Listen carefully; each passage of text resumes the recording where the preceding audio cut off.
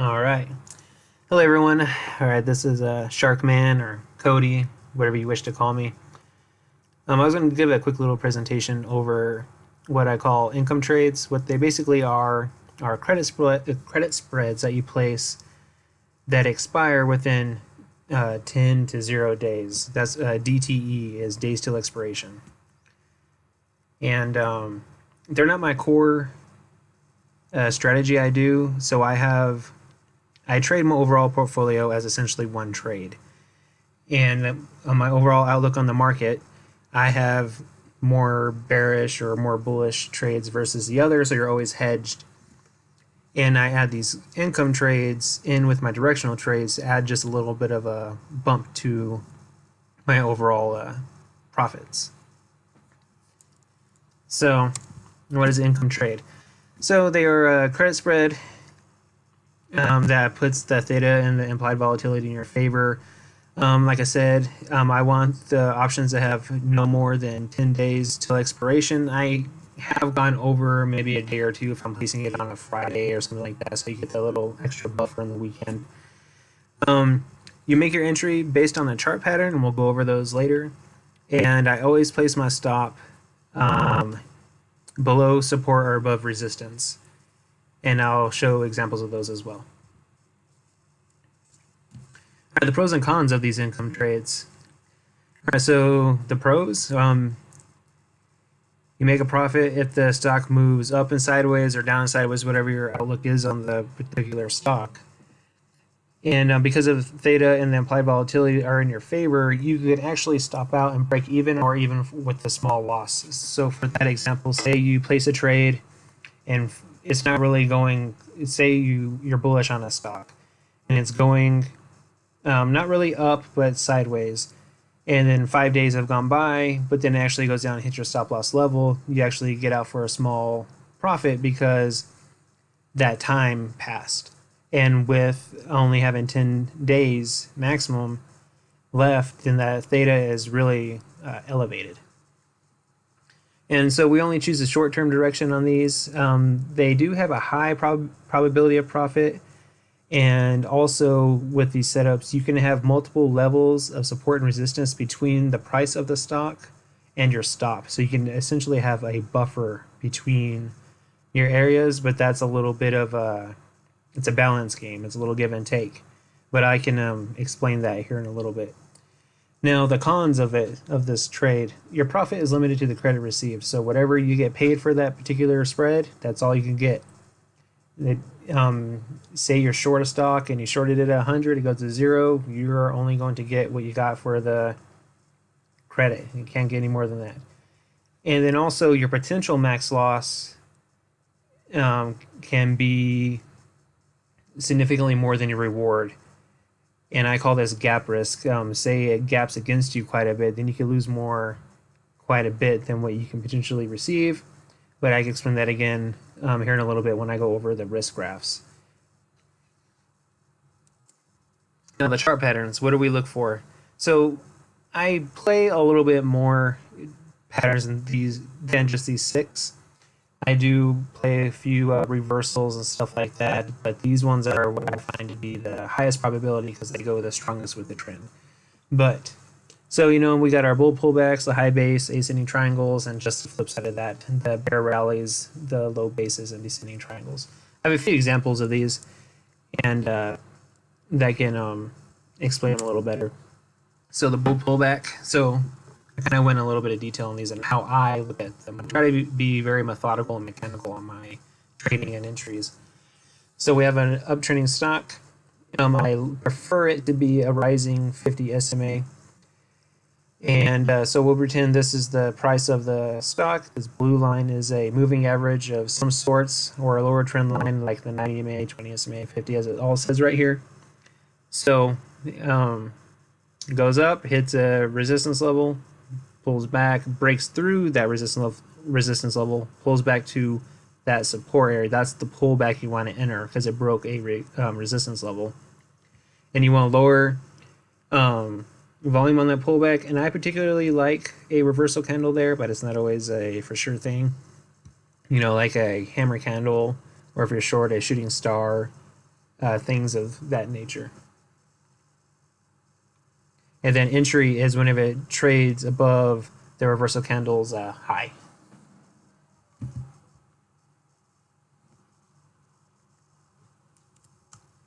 All right, high base. Okay, so the stock has recently made a new swing high. So this is the swing high. Now this is resistance, and it's just consolidating under that resistance. And then it's just stuck there. And then eventually, typically what happens is a moving average of some sort hits it, or a trend line. Lower volume on the consolidation, and then it triggers whenever you break that resistance level. So it's just swing up, consolidate, break that resistance level. That is what I call a high base. Next, the ascending triangle. I'm sure everyone's familiar with these. It's where your highs are the same and you're making higher lows. And same as the high base, except the only difference is you're having higher lows until eventually you break that resistance level. And then you trigger, like I said, once it breaks it above the level. Now on the bear side, it's just reverse. Making a swing low, break through that support, pull back to support with a reversal candle and back down. And a low base. Swing down, consolidation above support, and once you break that support level, you write it down. All right, descending triangle, same thing. And if you notice, all these are pretty much consolidation breakouts, and the pullback and the rallies are just as they are, pullback and a rally. But they're all with the trend, and typically you want it to be in the same direction of the moving average. All right, now this is where I go into example on where to place your credit spreads with the pattern. So right here on the left, we got the pullback. There are multiple ways you could do this, and it depends how aggressive you want to be. So made a swing high, broke that resistance level, pulls back to support, which is, resistance becomes support. So I guess I should identify this part first. So this is, if this is a bullish, then you're selling a put right here, and then you're hedging it by buying a put over here. And I'll go into more examples about that. So we will say that this gray line is, we'll say the $100 level. Price pulls back to the 100. You can sell the 95 put and buy the 90 put and collect a premium for it. And all you needed to do is trade sideways or higher. And with this particular strategy, so if you place it way down here, your credit's going to be less, but you have higher probability. Now, you could also sell up here at the 100 because you're anticipating to go above 100 anyways. You can sell up here, get more credit, but you also have a chance of getting stopped out more. It's less probability. So it really depends on how you feel about the stock or what your outlook is. You could play it either way. And same with the high base. All we're doing is selling the option, or in this case the put, below support. So consolidate here, if it broke above here, that is support, but we could also use this level as a support as a buffer. And it all goes the same way. You could either depends on how aggressive you want to be. Ascending triangle. If it broke and closed above this resistance level, you could sell whatever strike this price would have been, or you could give it a little buffer down here. Like I said a million times, it just depends on how aggressive you want to be. And I have examples of these that will help explain it a little better if none of that makes sense. And same on the downside. As you can see, except in this particular time on the downside, we sell a call, and then we buy another one to hedge it. So in this particular time, say we're selling this in same time, we'll say this is 100, broke 100, and here's 95. We're basically saying that we do not believe in 10 days that the stock is going to get above 95. And same thing with this level. These are all call levels you want to sell above a resistance level. Yeah, I'll get more into that. All right, my rules and how I've been handling things. No more than 10 days till expiration. I know people that do more. I'm still playing with on as far as max loss level. I know some people do more. With the way the current market is very jumpy, I'm not going to be doing it anytime soon until it levels out. But I typically put no more than 2% of total capital at the max loss level, and I'll explain what that is. But at my stop loss level, I do not want it to be more than 1% of my portfolio. The credit received must be a minimum of 10% of the spread. So if I have a $5 wide spread, so say I sold the 100 but bought the 95, that's a $5 spread. I want to collect at least 50 cents. And then I like to close the position at 80% of the credit received or better. All right, here is an example.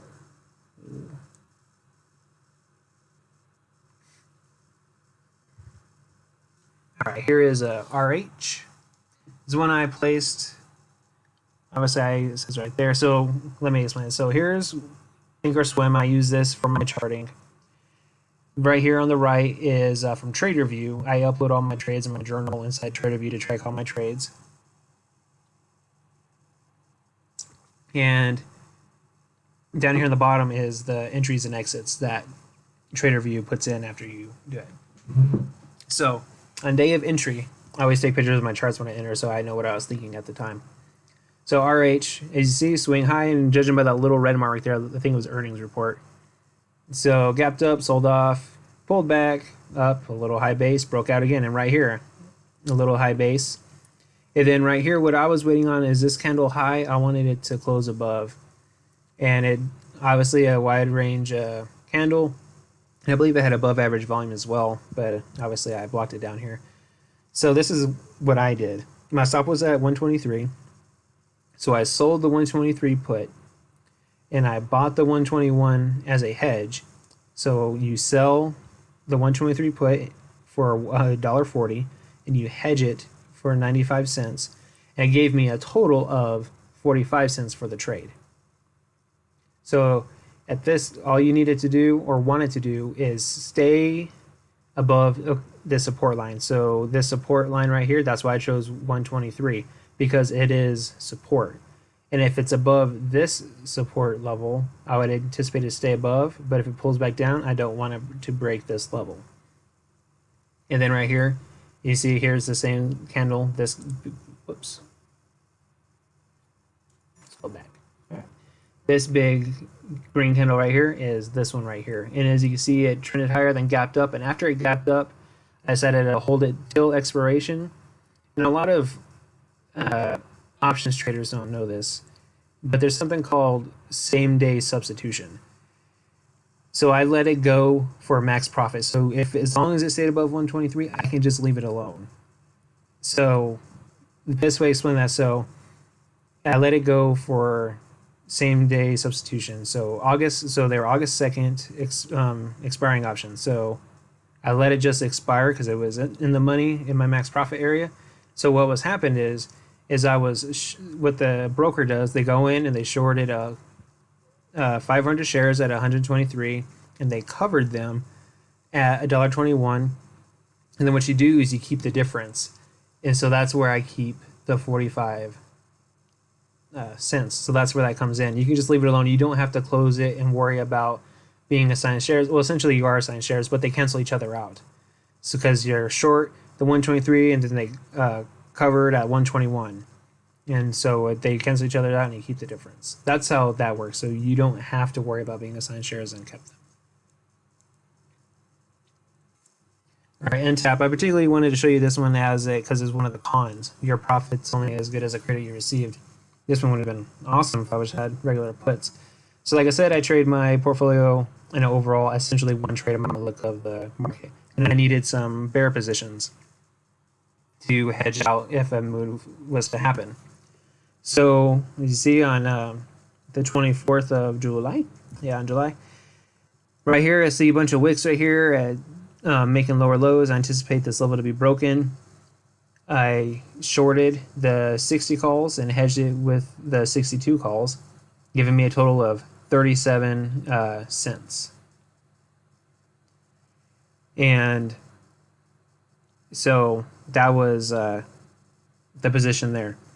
Now the downfall is he's just moved sideways, and then I don't know if I think the news happened, and right here. So if I was just short puts, if I just owned the 60 puts, that could have been a huge winner. But I'm limited to the credit received, and I was so therefore I couldn't do it. I let it expire for a max gain from our whole 37 cents. But this doesn't always happen. This is an outlier move, but it happens sometimes, and when it happens, you could always play the shoulda, coulda, woulda game later, but it's a dangerous game to play, especially in trading. So to explain this one a little bit again, shorted the 60 calls above this resistance level, hedged it with the 62. So all I wanted to do is stay below 60 the whole time, and that's when you collect that premium. All right, and I also do these on day trades. On say this, so as you know, the SPY has options that expire Monday, Wednesday, and Friday. So you could do this basically 3 times a week if you wanted to. I particularly don't. It depends on what the day chart looks like of the SPY, really. But so on July 19th, this is what I was saying. So I map out the pre-market levels, his resistance from yesterday, right here. Yesterday's resistance, I mark it across, and then I'll see the levels that the SPY is trading at pre-market. So right here was obviously one, here was the high, and then this big blue one on the top was resistance on the day chart. So all these lower ones right here are intraday. This big one is daily. And it's what I noticed is it went up to the high, sold off again, got below VWAP, which is this dotted yellow orangish line. Whenever I saw it break down through this support level, if it was valid, it would have held, but it didn't. Popped down, pulled back, and it hit the VWAP and that resistance level. That's when I entered a 300. I shorted the 300 call and bought the 302 call for the day, basically saying I am calling this the high of day. Doesn't matter if it just trended sideways. I do not think it's going to break pre-market highs. And if you look at a lot of stocks, a lot of times the pre-market highs or lows are kind of like the area it's already going to go. Something I've noticed, and that's how I've kind of formulated this. And my stop was 300, and if I wanted to be a little bit more conservative, I could have sold if they had them, the 350s or the 301s. I would have got less credit, but more probable. Or, yeah, the chances of profit was higher. So in this case, like I said, sold the 300 right here. Here's a better way to see where I entered. Came down, popped up, was testing. I sold it. I entered the trade. And right here where this triangle is, that's where I closed the short position for 1 cent. So I collected 24 total. So 24 cents profit. And this was a big range day, typically in the SPY. If you've been trading for a while, up until the last few months, it doesn't move like that. So obviously a long put would have been better, but it doesn't always happen like this, as we know, except for the last month and a half. That's a different story. So yeah, this is how we do, or how I do, the day trades for the credit spreads.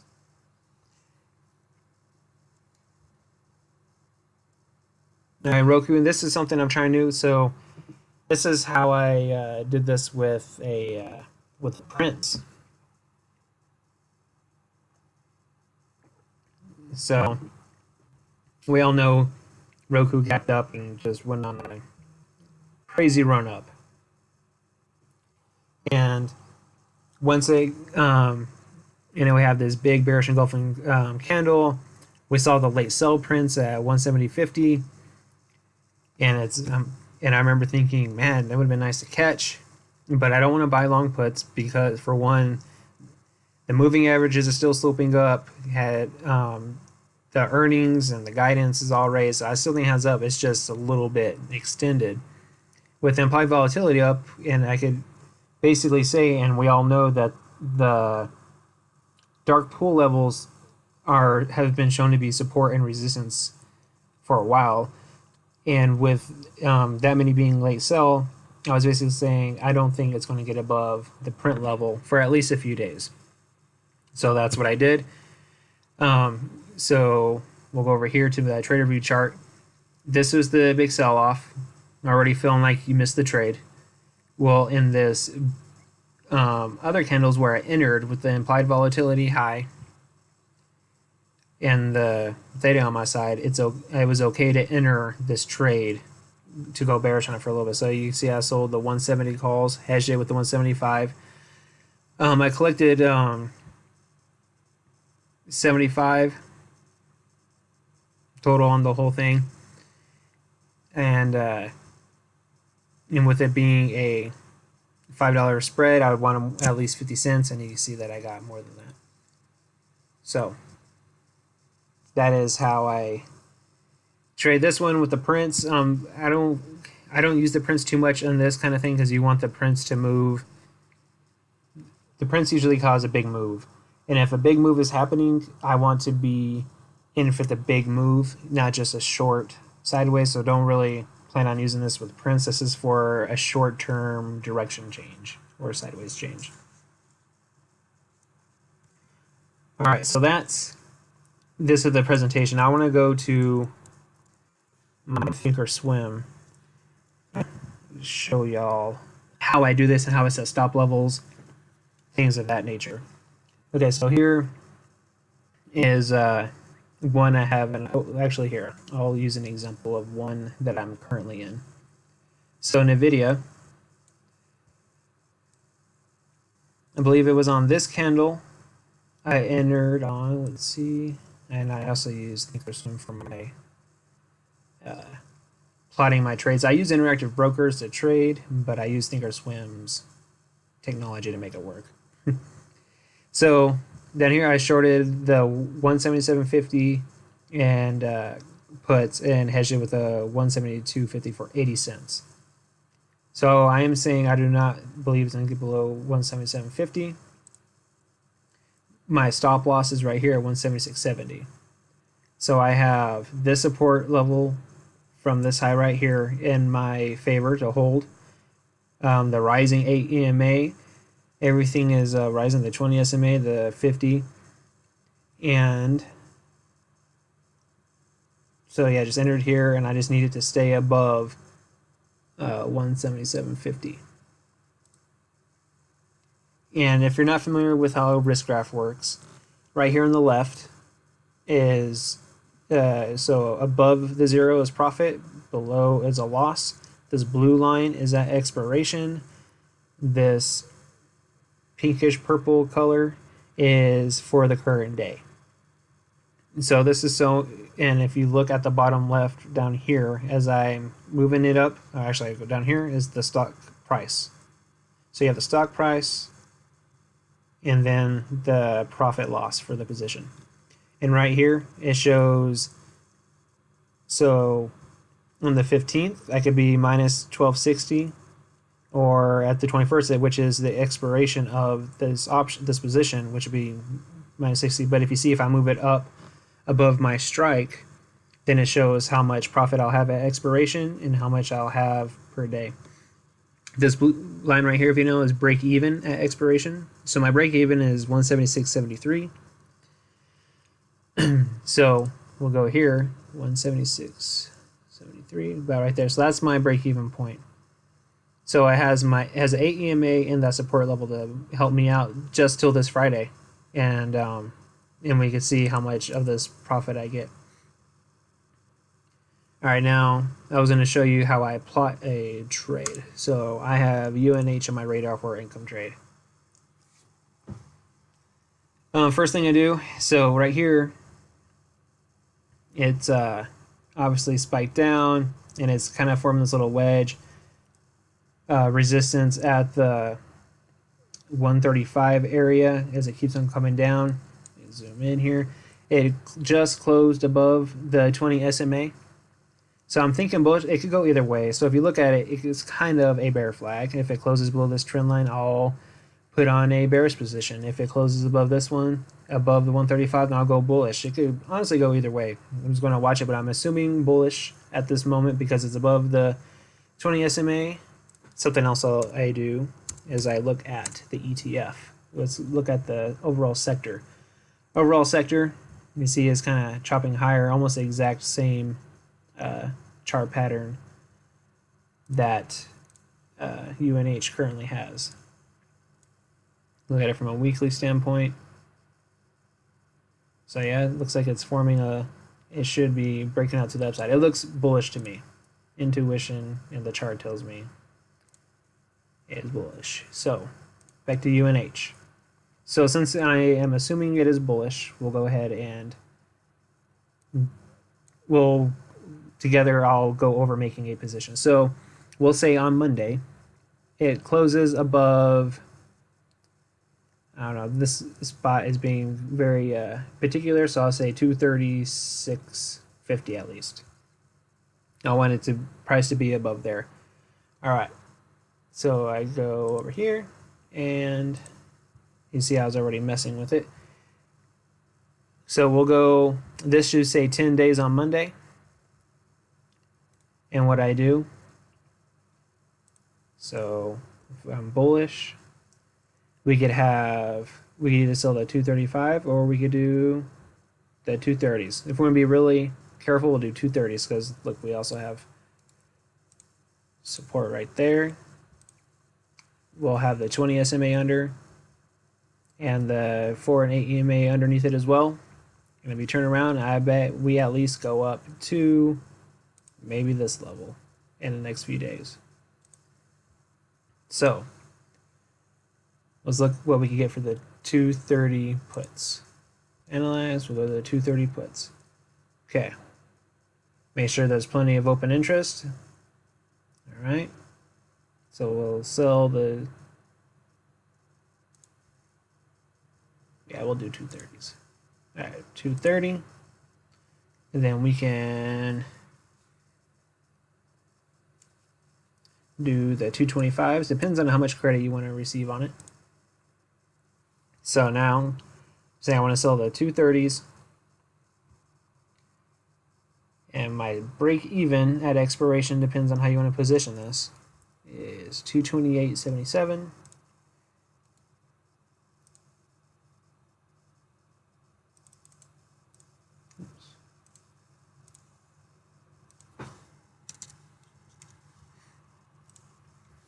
All right, so that is break even. If we were to enter it for $1.21, we'll say $1.20. So, and I typically throw about $1,000 into each trade. So, we'll see, 3 positions. It's close enough. So, right here, and this is when I was talking about, I need to cover this part. When I was talking about max loss, the gap risk spot, that is if it completely gapped against you, your max loss, like mine right here, would be 1140. If it completely gapped against me by that time. Now, and this comes to where do you want your support to be?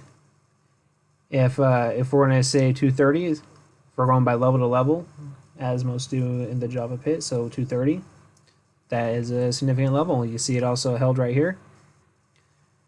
And for this price, our max loss on day of entry would only be $1.83. And at expiration, it is actually a $360 profit. So you can see there, even if you get stopped out at expiration, you can still come out with a winner. In this particular case, you can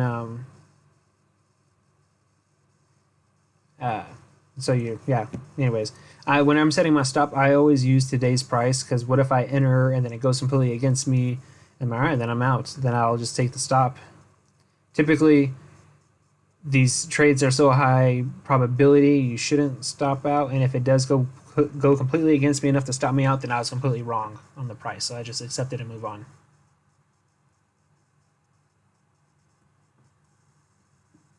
So this is one that I watching. Now, another one that I recently did, just to give another example,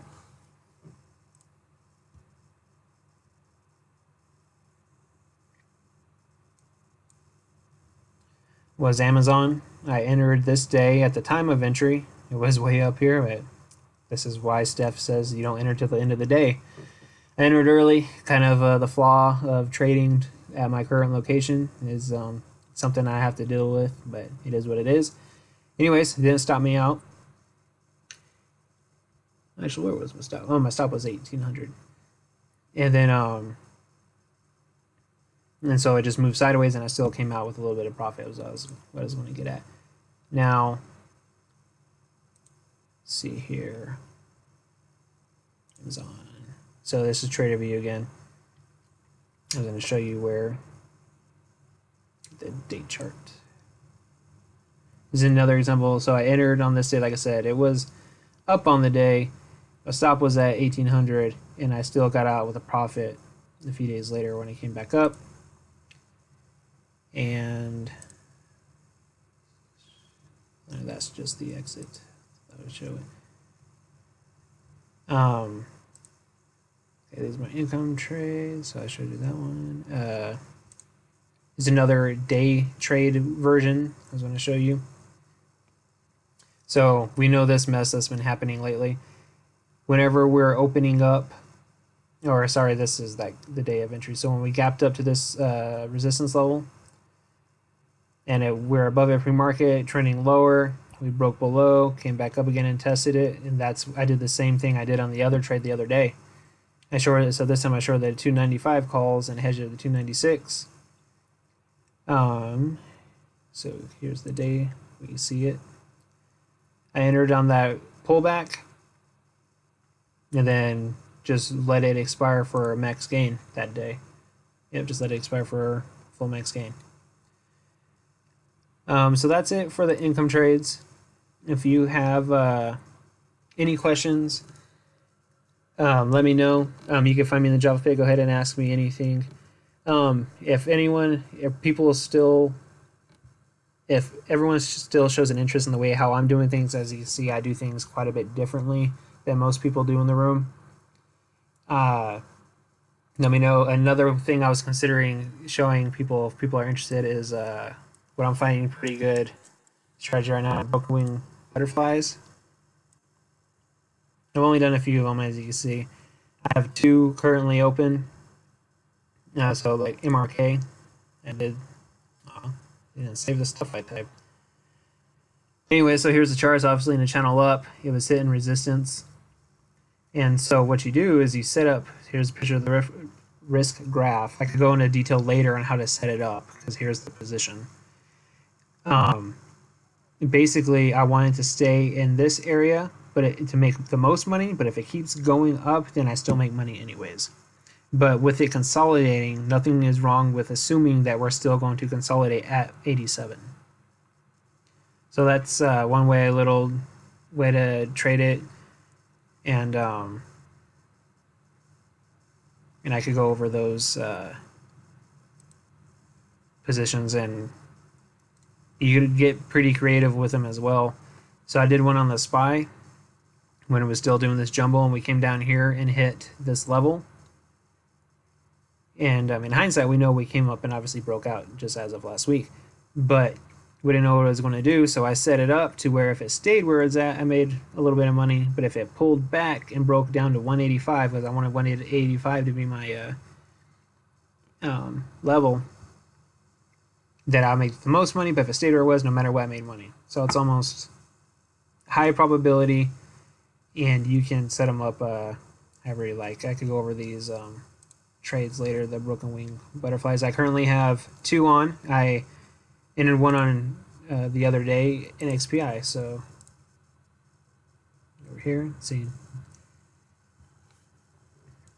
in XPI. So this is what I saw on the weekly chart. Obvious resistance right here. It's breaking out a little wedge on the week. I expect us to pause right here for at least a little bit. I've been doing the same thing. Oops, where these are just a few days. So we broke out, and you see we went right to my target. 110 was my target.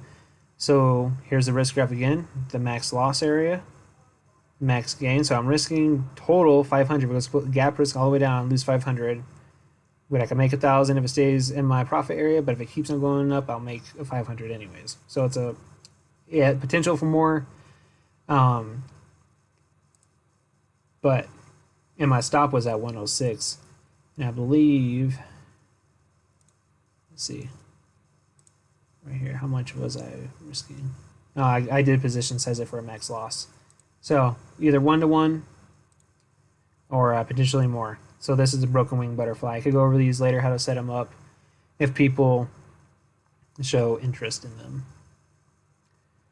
Other than that, if you have any questions, go ahead and reach out to me in the Java pit, Java pit. And I guess everyone have a good day. Thanks for watching.